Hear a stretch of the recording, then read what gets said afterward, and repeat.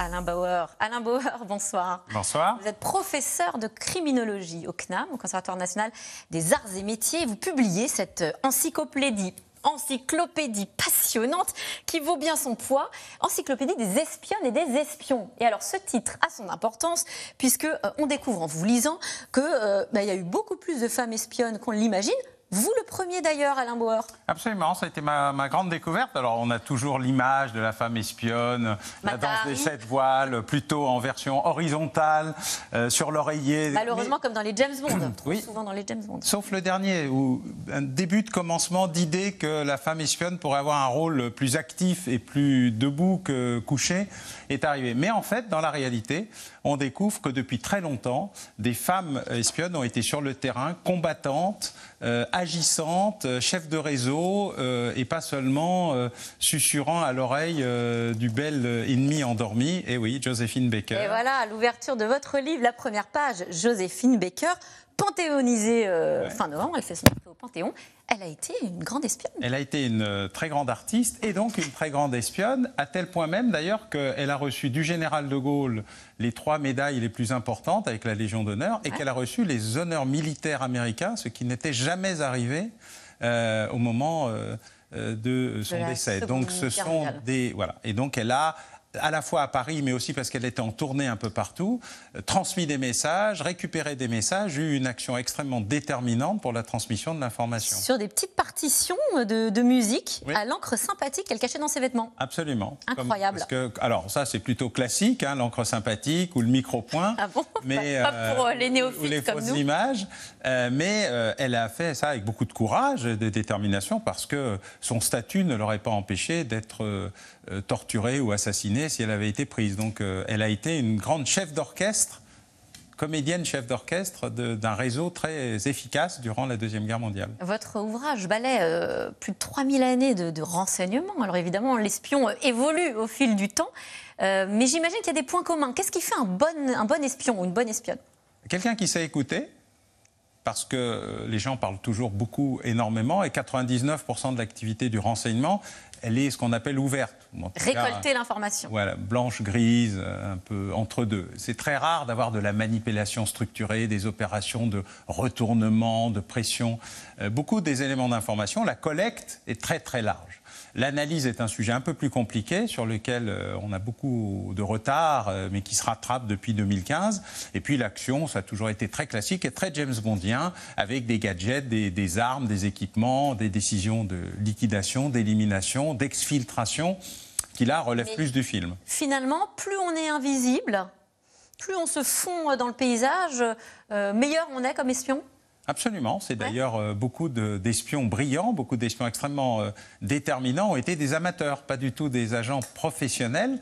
Le plus impressionnant étant William Stephenson, l'homme du British Security Coordination, qui était installé à New York et qui a organisé durant toute la Deuxième Guerre mondiale, à la demande de Roosevelt et de Churchill, le plus grand réseau d'espionnage. Il recrutait, c'est ça, des espions lui-même, des comédiens, des comédiennes, des agents, des décorateurs de plateau qui ont inventé par exemple une fausse armée britannique gonflable qui a beaucoup perturbé les espions allemands qui pensaient qu'elle existait vraiment. C'était des morceaux de bois et du caoutchouc.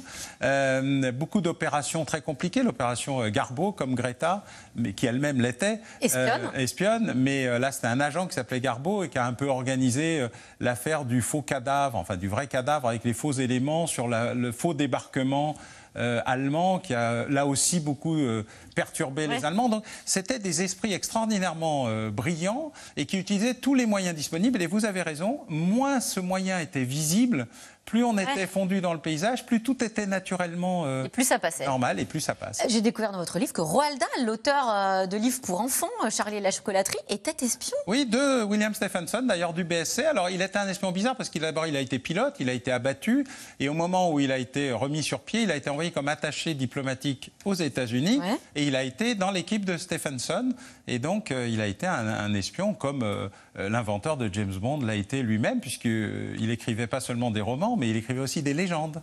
Est-ce qu'avec l'évolution, on parlait de 3000 ans évidemment balayé dans le livre, alors vous évoquez par exemple le chevalier Léon sous Louis XV qui était... Le là.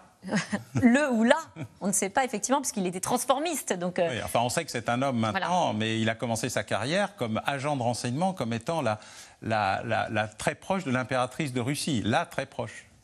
Mais en même temps, avec l'évolution, et j'imagine la révolution numérique que l'on est en train de vivre, la manière de travailler des espions a dû fortement évoluer, et notamment aussi la double identité. C'est beaucoup plus difficile de se cacher aujourd'hui. Alors c'est plus compliqué parce qu'il est difficile d'inventer des légendes avec des états civils qui sont numérisés, et en même temps, tout ce qui est numérisé est fragile, peut être modifié, et donc ça dépend d'où vous venez. Il y a plein de petites villes qui ne sont pas numérisées, et dont le nombre d'enfants morts à la naissance mais qu'on retrouve comme espions de l'Est, par exemple, est considérable. Au Canada, pour les États-Unis, pour prendre cet exemple le plus fréquent. Donc ça va encore durer un petit moment, à la fois parce que tout n'est pas numérisé, et ensuite parce que dans ce qui est numérisé, tout peut être manipulé.